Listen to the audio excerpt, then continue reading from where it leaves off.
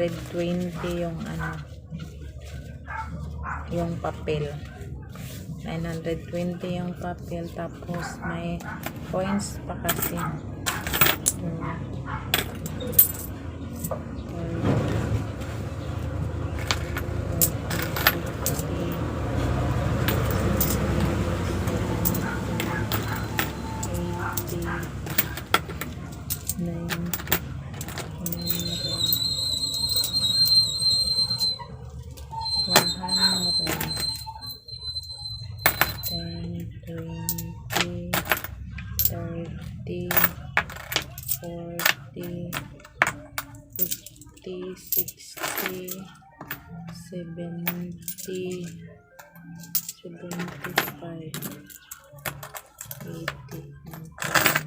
So 920 plus 200, 920 plus 200, 1170.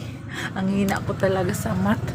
Ang hina ko sa math. So 920 yung 920 yung papel, tapos 200 yung coins. So, ano lahat? 1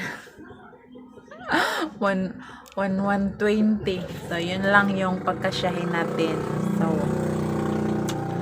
ano nga pala, tips nga pala, bago tayo pumunta sa grocery, kailangan natin isulat yung mga kailangan natin. Kasi, pag hindi natin sinulat at ano lang, pulot lang tayo ng pulot, ay nako, maano tayo, ma-out of budget tayo. So, kailangan isulat natin. So, magsusulat muna ako ng mga bibilhin ko.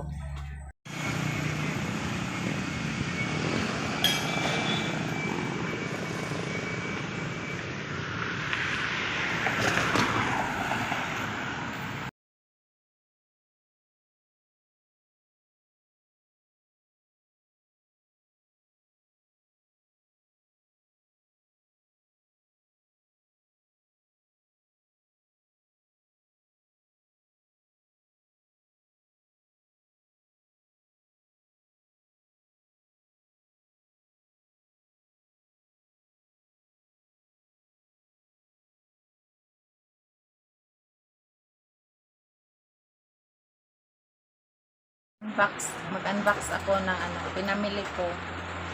Konti lang to, mga ano lang ang halaga nito. Yung nabayaran ko is 13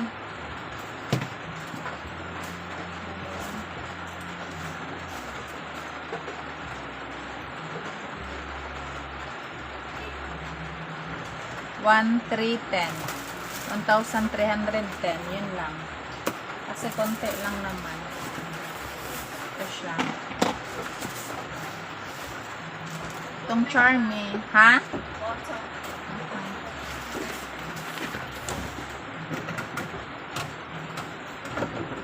Ang kaya ni Bugno.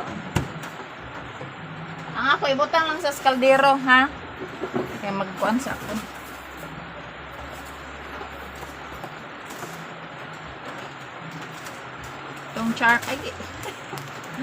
Itong Charmy, 5 pesos lang binta ko nito. Ito, sa amin lang to. Tapos, ito, yung silver swan na suka at toyo, tag 3. 3 ang binta ko nito. Tapos, ito, lahat ng, ito, champion bar, tag 8. 8 na yung binta ko nito. Champion lang yung binili ko kasi yun yung ano, malakas dito sa store. Tapos ito, sa akin lang to. Iniinom ko to pag umaga. Tapos itong ano, Lucky Me Pancit Canton, 15. 15 na sa akin. Calamansi, hot and spicy, 15 din. Saan ko ba ito ilagay? Diyan lang. Yung posporo, 3.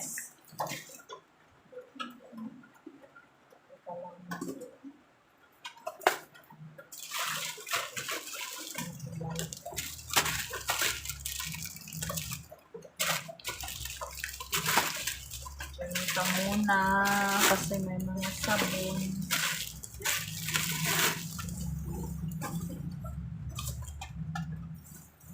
Ito chlorine, tag piso. Piso lang. Chlorine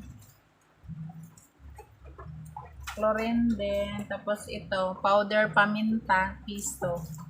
Tapos ito, anyel. May gumagamit pa nito dito. So, nabibenta pa rin siya. Tapos, yung Rexona ko is 10. 10 lang yung benta ko. 10. Tapos, itong Colgate, ito, mabinta din sa akin tayo. Ganitong kulay. 11.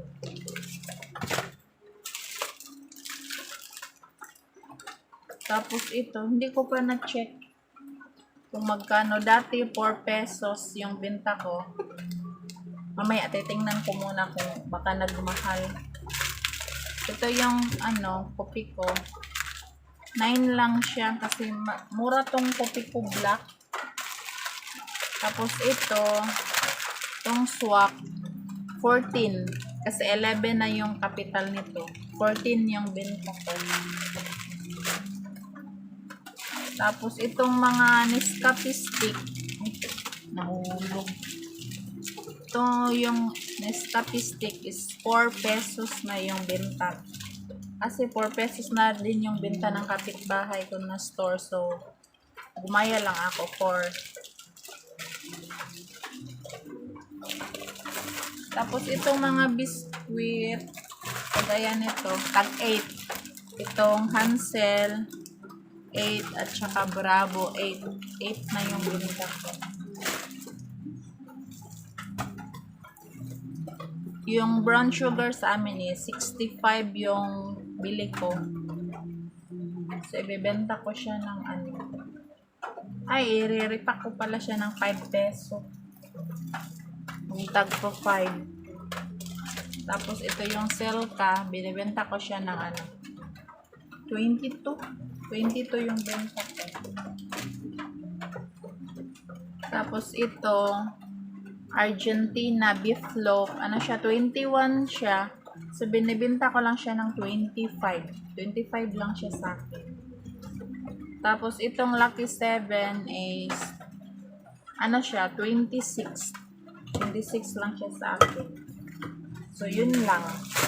Kasi, konti lang naman yung pinamili ko. Yun lang muna kasi, yun lang yung kulang. Ha? Straw? Ay, wala. So, yun lang guys. Ito lang. So, ito yung tindahan ko. Maliit lang siya. Maliit lang siya na tindahan. Ang ano lang. Pero, nakakatulong talaga siya. Kahit maliit lang yung tindahan ko. Pero, proud ako na kahit ganito lang yan, nakatulong siya sa gastusin namin sa bahay. Para, makatulong din tayo. Kahit ano lang tayo, housewife, / tendera, at least may natulong tayo sa asawa natin para hindi lang lahat ng gastusin sa bahay yung asawa lang natin ang ano nagpo-provide. Dapat tumulong din tayo, tulungan ba, kasi pag hindi ka tumutulong medyo mahirap talaga. So ito yung naisip ko na para makatulong din. So, salamat sa pag-watch ng video ko guys. Sa hindi pa nakasubscribe, please subscribe at saka i-hit nyo yung notification bell. Thank you. Bye.